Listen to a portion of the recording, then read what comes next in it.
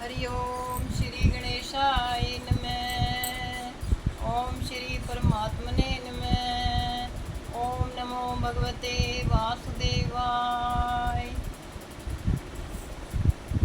भगवान का नरसिंह अवतार। कृत युग की बात है। एक बार ब्रह्मा के मानस पुत्र सनकादि, जिनकी अवस्था सदा 5 वर्षीय बालक की सी ही रहती है, वैकुंठ लोक में जा पहुँचे। वे भगवान विष्णु के पास जाना चाहते थे, परंतु जय विजय नामक द्वारपालों ने उन्हें बालक समझकर भीतर जाने से रोक दिया। तब तो ऋषियों को क्रोध आ गया और उन्होंने शाप देते हुए कहा, तुम लोगों की बुद्धि तमोगुण से अभिभूत है, अतः तुम दोनों असुर हो जाओ। 3 जन्मों के बाद पुनः तुम्हें इस स्थान की प्राप्ति होगी। ऋषि शापवश वे ही दोनों दिति के गर्भ से हिरण्यकशिपु और हिरण्याक्ष के रूप में उत्पन्न हुए। हिरण्याक्ष को भगवान विष्णु ने वराह अवतार धारण करके मार डाला। भाई के बल से संतप्त हो हिरण्यकशिपु दैत्यों और दानवों को अत्याचार करने के लिए आज्ञा देकर स्वयं महेंद्राचल पर चला गया।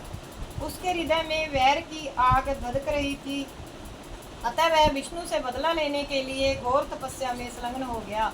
इधर हिरण्यकशिपु को तपस्या निरत देखकर इंद्र ने दैत्यों पर चढ़ाई कर दी। दैत्य गणनाथ होने के कारण भागकर सातल में चले गए। इंद्र ने राजमहल में प्रवेश करके राजरानी कयाधु को बंदी बना लिया। उस समय वह गर्भवती थी, इसलिए उसे वे अमरावती की ओर ले जा रहे थे। मार्ग में उनकी देव ऋषि नारद से भेंट हो गई। नारद जी ने कहा, इंद्र, इसे कहाँ ले जा रहे हो? इंद्र ने कहा, देवऋषि, इसके गर्भ में हिरण्यकशिपु का अंश है, उसे मारकर इसे छोड़ दूंगा। यह सुनकर नारद जी ने कहा, देवराज, इसके गर्भ में बहुत बड़ा भगवत भक्त है, जिसे मारना तुम्हारी शक्ति के बाहर है, अतः इसे छोड़ दो। नारद जी के कथन का गौरव मानते हुए इंद्र कयाधु को छोड़कर अमरावती चले गए। नारद जी कयाधु को अपने आश्रम पर ले आए और उससे बोले, बेटी, तुम यहाँ तब तक सुखपूर्वक निवास करो जब तक तुम्हारा पति तपस्या से लौटकर नहीं आ जाता। समय समय पर नारद जी गर्भस्थ बालक को लक्ष्य करके कयाधु को तत्व ज्ञान का उपदेश देते रहते थे। यही बालक जन्म लेने पर परम भागवत प्रहलाद हुआ। जब हिरण्यकशिपु को की तपस्या से त्रिलोकी संतप्त हो उठी और देवताओं में खलबली मच गई, तब वे सब संगठित होकर ब्रह्मा की शरण गए और उसे हिरण्यकशिपु को तप से विरत करने की प्रार्थना की। ब्रह्मा हंस पर आरूढ़ होकर वहां आए जहां हिरण्यकशिपु तपस्या कर रहा था। उसके शरीर को चिंटियां चाट रही थीं, केवल अस्थिगत प्राण अवशेष थे और एक बाम्बी का आकार दिख पड़ता था। ब्रह्मा ने अपने कमंडल का जल उस बाम्बी पर छिड़क दिया। तब ब्रह्मा ने कहा, बेटा, ऐसी तपस्या तो आज तक ना किसी ने की है और ना आगे कोई करेगा ही। अब तुम अपना अभीष्ट वर मांग लो। यह सुनकर हिरण्यकशिपु बोला, प्रभु, यदि आप मुझे अभीष्ट वर देना चाहते हैं तो ऐसा वर दीजिए कि आपके बनाए हुए किसी प्राणी से, चाहे वह मनुष्य हो या पशु, प्राणी हो या अप्राणी, देवता हो या दैत्य अथवा नाग आदि, किसी से भी मेरी मृत्यु ना हो। भीतर बाहर, दिन में रात्रि में, आपके बनाए प्राणियों के अतिरिक्त और भी किसी जीव से, अस्त्र शस्त्र से, पृथ्वी या आकाश में कहीं भी मेरी मृत्यु ना हो। युद्ध में मेरा कोई सामना न कर सके, मैं समस्त प्राणियों का एक छत्र सम्राट हो जाऊं। देवताओं में आप जैसी महिमा मेरी भी हो और तपस्वियों एवं योगियों के समान अक्षय ऐश्वर्य मुझे भी दीजिए।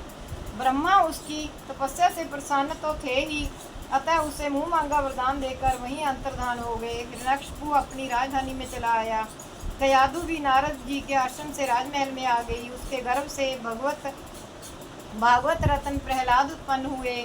हिरण्यकशिपु के 4 पुत्र थे। प्रहलाद उनमें सबसे छोटे थे, अतः उन पर हिरण्यकशिपु का विशेष स्नेह था। उसने अपने गुरुपुत्र षंड और अमर्क को बुलवाया और शिक्षा देने के लिए प्रहलाद को उनके हवाले कर दिया। प्रहलाद गुरुगृह में शिक्षा पाने लगे। कुशाग्र बुद्धि होने के कारण वे गुरु प्रदत्त शिक्षा शीघ्र ही ग्रहण कर लेते थे। साथ ही उनकी भगवत भक्ति भी बढ़ती गई। वे असुर बालकों की भी भगवत भक्ति की शिक्षा देते थे। एक दिन हिरण्यकशिपु ने बड़े प्रेम से प्रहलाद को गोद में बिठाकर पुचकारते हुए कहा, बेटा अपनी पढ़ी हुई अच्छी से अच्छी बात सुनाओ। तब प्रहलाद ने भगवत भक्ति की प्रशंसा की। यह सुनते ही हिरण्यकशिपु क्रोध से आग बबूला हो गया और उसने प्रहलाद को अपनी गोद से उठाकर भूमि पर पटक दिया तथा असुरों को उन्हें मार डालने की आज्ञा दे दी। फिर तो प्रहलाद का काम तमाम कर देने के लिए असुरों ने उन पर विभिन्न अस्त्रों का प्रयोग किया, परंतु वे सभी निष्फल हो गए। तत्पश्चात उन्हें हाथियों से कुचलवाया, विषधार सांपों से डसवाया, पुरोहितों से कृत्या राक्षसी उत्पन्न कराई, पहाड़ की चोटी से नीचे डलवा दिया, शंबरासुर से अनेक प्रकार की माया का प्रयोग करवाया, अंधेरी कोठरियों में बंद करा दिया, विष पिलाया, भोजन बंद कर दिया, बर्फीली जगह दहकती हुई आग और समुद्र में डलवाया, आंधी में छोड़ दिया तथा पर्वत के नीचे दबवा दिया, परंतु किसी भी उपाय से प्रहलाद का बाल भी बांका न हुआ। एक दिन गुरुपुत्रों के शिकायत करने पर हिरण्यकशिपु ने प्रहलाद को अपने निकट बुलाया और उन्हें तरह तरह से डराने धमकाने लगा। फिर उसने कहा, रे दुष्ट, जिसके बल पर तू ऐसी बहकी बहकी बातें बोल रहा है, तेरा वह ईश्वर कहाँ है? वह यदि सर्वत्र है तो इस खंभे में क्यों नहीं दिखाई देता? तब प्रहलाद ने कहा, मुझे तो वे प्रभु खंभे में भी दिख रहे हैं। यह सुनकर जब हिरण्यकशिपु क्रोध के मारे अपने को संभाल न सका, तब हाथ में खड्ग लेकर सिंहासन से कूद पड़ा और बड़े जोर से उस खंभे में एक घूंसा मारा। उसी समय उस खंभे से बड़ा भयंकर शब्द हुआ, ऐसा जान पड़ता था मानो ब्रह्मांड फट गया हो। उस शब्द को सुनकर हिरण्यकशिपु घबराया हुआ सा इधर उधर देखने लगा कि यह शब्द करने वाला कौन है, परंतु उसे सभा के भीतर कुछ भी दिखाई ना पड़ा। इतने में ही वहाँ बड़ी अलौकिक घटना घटी। इसी समय अपने भृत्य प्रहलाद की वाणी सत्य करने तथा समस्त भूतों में अपनी व्यापकता दिखाने के लिए सभा के भीतर उसी खंभे से अत्यंत अद्भुत रूप धारण करके भगवान प्रकट हुए। वह रूप ना तो समुच्चा सिंह का ही था और ना ही मनुष्य का ही। जिस समय हिरण्यकशिपु शब्द करने वाले की खोज कर रहा था, उसी समय उसने खंभे के भीतर से निकलते हुए उस अद्भुत प्राणी को देखा। वह सोचने लगा, अहो, यह ना तो मनुष्य है और ना पशु, फिर यह नरसिंह के रूप में कौन सा लौकिक जीव है। जिस समय हिरण्यकशिपु इस धेड़ बुन में लगा हुआ था, उसी समय उसके ठीक सामने ही भगवान नरसिंह खड़े हो गए। उनका रूप बड़ा भयावना था। उनकी तपाए हुए सोने के समान पीली पीली भयावनी आंखें थीं। चमचमाते हुए गर्दन के तथा मुंह के बालों से उनका चेहरा भरा भरा दिख रहा था। उनकी दाढ़ें बड़ी विकराल थी, तलवार के समान लपलपाती हुई तथा छुरे की धार के सदृश तीखी उनकी जीभ थी। टेढ़ी बाहों के कारण उनका मुख और भी भीषण था। उनके कान निश्चल एवं ऊपर की ओर उठे हुए थे। उनकी फूली हुई नासिका और खुला हुआ मुख पर्वत की गुफा के सदृश अद्भुत जान पड़ता था। फटे हुए जबड़ों के कारण उसकी भीषणता बहुत बढ़ गई थी। उसका विशाल शरीर स्वर्ग का स्पर्श कर रहा था। गर्दन कुछ नाटी और मोटी थी, छाती चौड़ी और कमर पतली थी। चंद्रमा की किरणों के समान सफ़ेद रोएं सारे शरीर पर चमक रहे थे। चारों ओर सैकड़ों भुजाएं फैली हुई थीं, जिनके बड़े बड़े नख आयुध का काम दे रहे थे। भय के मारे भगवान नरसिंह के निकट जाने का साहस किसी को नहीं होता था। भगवान ने चक्कर आदि आयुधों द्वारा सारे दैत्य दानवों को खदेड़ दिया। तत्पश्चात हिरण्यकशिपु सिंहनाद करता हुआ हाथ में गदा लेकर नरसिंह भगवान पर टूट पड़ा। तब भगवान भी कुछ देर तक उसके साथ युद्ध लीला करते रहे। अंत में उन्होंने बड़ा भीषण अट्टहास किया, जिससे हिरण्यकशिपु की आंखें बंद हो गईं। तब भगवान ने झटपट उसे उसी प्रकार दबोच लिया जैसे सांप चूहे को पकड़ लेता है। फिर उसे सभा के दरवाजे पर ले जाकर अपनी जांघों पर गिरा लिया और खेल ही खेल में अपने नखों से उसके कलेजे को फाड़ डाला। उस समय उनकी क्रोध से भरी आंखों की ओर देखा नहीं जा सकता था। वे अपनी लपलपाती हुई जीभ से दोनों जबड़ों को चाट रहे थे। उनके मुख और गर्दन के बालों पर खून के छींटे झलक रहे थे। उन्होंने अपने तीखे नखों से हिरण्यकशिपु के कलेजे को फाड़कर उसे पृथ्वी पर पटक दिया। फिर सहायतार्थ आए हुए सभी दैत्यों को उन्होंने खदेड़ खदेड़ कर मार डाला। उस समय भगवान नरसिंह के गर्दन के बालों के झटकों से बादल तितर बितर हो रहे थे। उनके नेत्रों की ज्वाला से सूर्य आदि ग्रहों का तेज फीका पड़ गया। उनके श्वास के धक्के से समुद्र क्षुब्ध हो उठे। उनके सिंहनाद से भयभीत होकर दिग्गज चिंगारने लगे। उनकी गर्दन के बालों से टकराकर देवताओं के विमान अस्त व्यस्त हो गए। स्वर्ग डगमगा गया। पैरों की धमक से भूकंप आ गया। बेग से पर्वत उड़ने लगे। तेज की चकाचौंध से दिशाओं का दिखना बंद हो गया। उनका क्रोध बढ़ता जा रहा था। वे हिरण्यकशिपु की राजसभा में ऊंचे सिंहासन पर विराजमान हो गए। उनकी क्रोधपूर्ण भयंकर मुखाकृति को देखकर किसी का भी साहस नहीं हुआ जो निकट जाकर उन्हें प्रसन्न करने की चेष्टा करे। उधर स्वर्ग में देवांगनाओं को जब यह समाचार मिला कि भगवान के हाथों हिरण्यकशिपु की जीवन लीला समाप्त हो गई, तब वे आनंद से खिल उठी और भगवान पर बारंबार पुष्पों की वर्षा करने लगी। इसी समय ब्रह्मा, इंद्र, शंकर आदि देवगण, ऋषि, पितर, सिद्ध, विद्याधर, महानाग, मनु, प्रजापति, गंधर्व, अप्सराएं, चारण, यक्ष, किमपुरुष, बेताल, किन्नर और भगवान के सभी पार्षद उनके पास आए और थोड़ी दूर पर स्थित होकर सभी ने अंजलि बांधकर अलग अलग नरसिंह भगवान की स्तुति की। इस प्रकार स्तवन करने पर भी जब भगवान का क्रोध शांत नहीं हुआ, तब देवताओं ने लक्ष्मी जी को उनके निकट भेजा, परंतु भगवान के उस उग्र रूप को देखकर वे भी भयभीत हो गईं और उनके पास तक न जा सकी। तब ब्रह्मा ने प्रहलाद से कहा, बेटा, तुम्हारे पिता पर ही तो भगवान कुपित हुए थे, अब तुम ही जाकर उन्हें शांत करो। प्रहलाद जो आज्ञा कहकर भगवान के निकट जा हाथ जोड़ पृथ्वी पर साष्टांग लौट गए। अपने चरणों में एक नन्हे से बालक को पड़ा हुआ देखकर भगवान दयार्द हो गए। उन्होंने प्रहलाद को उठाकर उनके सिर पर अपना कर कमल रख दिया। फिर तो प्रहलाद के बचे खुचे सभी अशुभ संस्कार नष्ट हो गए।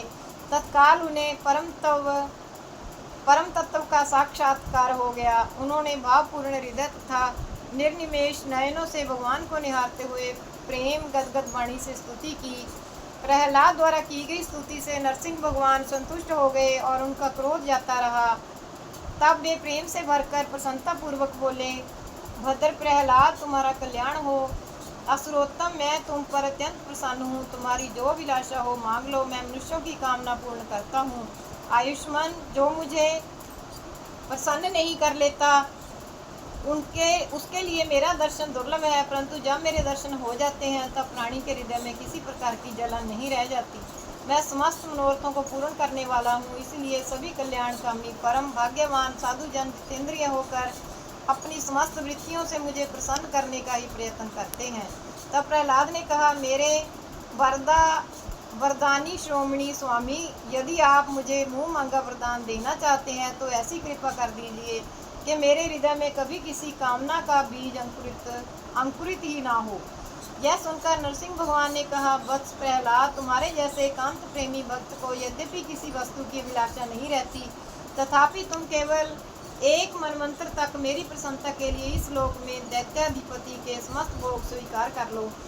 यज्ञ भोक्ता ईश्वर के रूप में मैं ही समस्त प्राणियों के हृदय में विराजमान हूँ, अतः तुम मुझे अपने हृदय में देखते रहना और मेरी लीला कथाएं सुनते रहना। समस्त कर्मों के द्वारा मेरी ही आराधना करके अपने प्रारब्ध कर्म का क्षय कर देना। भोग के द्वारा पुण्य कर्मों के फल और निष्काम पुण्य कर्मों के द्वारा पाप का नाश करते हुए समय पर शरीर का त्याग करके समस्त बंधनों से मुक्त होकर तुम मेरे पास आ जाओगे। देवलोक में भी लोग तुम्हारी विशुद्ध कीर्ति का गान करेंगे। इतना ही नहीं, जो भी हमारा और तुम्हारा स्मरण करेगा वह समस्त कर्म बंधनों से मुक्त हो जाएगा। तदनंतर प्रहलाद ने कहा, दीनबंधो, मेरी एक प्रार्थना यह है कि मेरे पिता ने आपको भ्रातृहंता समझकर आपसे और आपका भक्त जानकर मुझसे जो द्रोह किया है, उस दुस्तर दोष से वे आपकी कृपा से मुक्त हो जाएं। तब नरसिंह भगवान ने हिरण्यकशिपु की पवित्रता को प्रमाणित करते हुए प्रहलाद को उसकी अंत्येष्टि क्रिया करने की आज्ञा दी और स्वयं ब्रह्मा द्वारा की गई स्तुति को सुनकर उन्हें वैसा वर देने से मना करते हुए वे वहीं अंतर्धान हो गए। बोल नरसिंह भगवान की जय। बोल कृष्ण भगवान की जय। ओम नमो भगवते वासुदेवाय। ओम नमो भगवते वासुदेवाय। ओम नमो भगवते वासुदेवाय।